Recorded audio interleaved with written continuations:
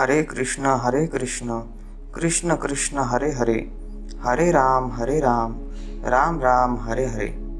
श्रीमद भागवत कथा स्कंद 3 आणि अध्याय 12 पर्यंत आज आपल्याला कथा श्रवण करायची आहे।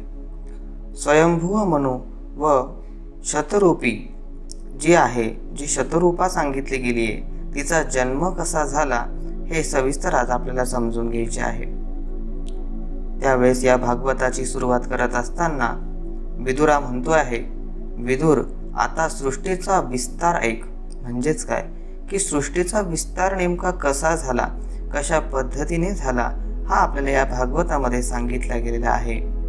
या विष्णूच्या नाभी कमळातनं ब्रह्मदेवाची उत्पत्ती झाली आणि या ब्रह्मदेवाने तपश्चर्या करायला सुरुवात केलेली आहे।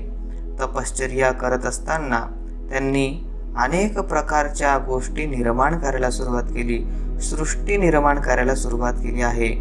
जे सत्वगुणी आहे, जे तमगुणी आहे, अशा सर्व गोष्टींचा विचार या ब्रह्मांनी केलेला आहे। त्यावेळेस त्यांच्या मनामध्ये अशी एक भावना निर्माण झाली की या ठिकाणी आपण 4 पुत्र निर्माण करूया।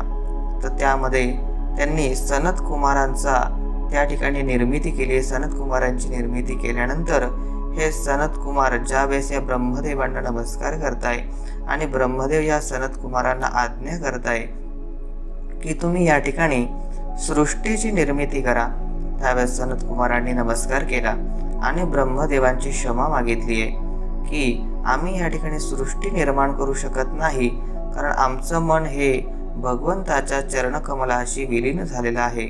भगवंताचं नामस्मरण आणि भगवंताचं चिंतन हे आमच्या जीवनाचं सर्वात मोठं ध्येय आहे।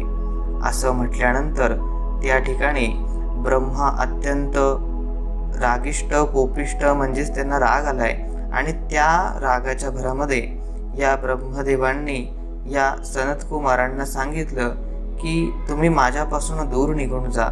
त्यावेळेस हे सनत कुमार त्यांच्यापासून दूर गेलेले आहे।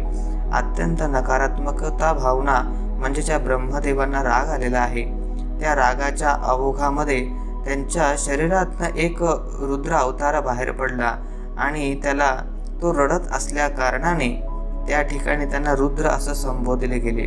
आणि या रुद्राची उत्पत्ती त्यांच्याकडे पाहिल्यानंतर या ब्रह्मदेवांनी त्यांना अजून बरेचसे काही नावं त्या ठिकाणी दिली आहे। त्यापैकी एक महान, शिव, पृथ्वीध्वज, उग्ररेता, भव, काल, वामदेव, रुद्रवध अशा अनेक प्रकारचे नावं या ब्रह्मदेवांनी दिलेले आहे।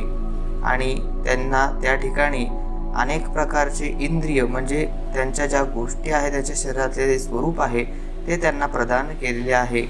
या ब्रह्मदेवांनी या जीवनाचं सार्थक व्हावं यासाठी या रुद्ररूपाला सांगितलं की तू सृष्टी निर्माण कर। त्यावेळेस या रुद्ररूपाने ब्रह्मदेवांना सांगितलं आहे की मी तुमच्या आज्ञा अगदी तंतोतंत पाळणार आहे। असं म्हटल्यानंतर ब्रह्मदेवांना अत्यंत प्रसन्नता झाली आणि या रुद्राने अशी संतती किंवा असे पुरुष निर्माण केले की ज्यांना बघून ब्रह्मदेवाला देखील भीती वाटावी, अशा स्वरूपाची संतती त्यांनी निर्माण केली। त्यावेळेस ब्रह्मदेवांनी विचार केला की अशी संतती आपल्या या सृष्टीमध्ये नको आहे। त्यावेळेस त्यांनी परत सृष्टीचं कार्य हे त्यांच्यापासून थांबवलेलं आहे आणि हे सर्व जे काही जन तू निर्माण केले हे तुझ्या सेवेकरता ठेव, असं ब्रह्मदेवांनी या रुद्राला सांगितलेलं आहे। त्यानंतर या ब्रह्मदेवांनी अनेक प्रकारचे ऋषी निर्माण केलेले आहे। ते ऋषी ज्याला आपण आत्री म्हणतो, अंगिरा म्हणतो, पुलस्त, क्रतु, भृगु, वसिष्ठ, दक्ष, नारद असे दिव्य 10 पुरुष त्यांनी निर्माण केले। आणि या ब्रह्मदेवांना हे पाहिल्यानंतर जरा बरे वाटले आणि मग त्यांनी इतरांवर बराच असा भार म्हणजे प्रजा उत्पन्न करण्याची स्थिती किंवा प्रजा उत्पन्न करण्याची जी काही पद्धती आहे ती या ऋषींना समजावून सांगितलेली आहे आणि पुढची सृष्टी तुम्ही वाढवावी असं या ब्रह्मदेवांनी सांगितलं। मात्र या ऋषींमध्ये जे काही त्यांच्यामध्ये कर्तृत्व किंवा जी सृष्टी निर्माण करण्याची जी चालना हवी होती ती मात्र त्यांच्यापर्यंत दिसली नाही किंवा त्यांच्यात दिसली नाही. त्यामुळे हृदयाने अत्यंत दुःखी असणारे ब्रह्मदेव यांनी विचार केला की आपण अनेक प्रकारच्या सृष्टी निर्मितीसाठी बरेचसे काही प्रयत्न केले पण ते सफळ झाले नाहीत, तर मला भगवंताचीच आराधना करायला पाहिजे. त्यावेळेस या ब्रह्मदेवांनी परत विष्णूची आराधना केली आणि त्यांच्या शरीरातनं 2 भाग निर्माण झाले. त्या 2 भागातनं पहिला भाग जो आहे तो स्त्री आणि दुसरा भाग पुरुष.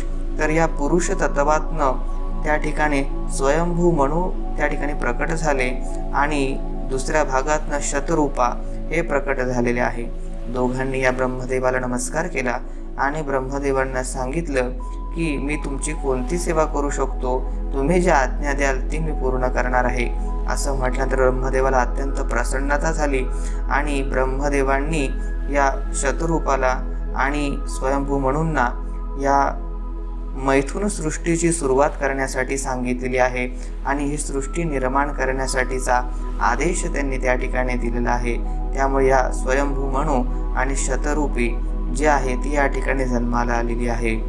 हा व्हिडिओ जर तुम्हाला आवडला असेल तर जास्तीत जास्त लोकांपर्यंत शेअर करा, लाईक करा आणि सबस्क्राईब करायला मात्र विसरू नका. हरये नमः, हरये नमः, हरये नमः.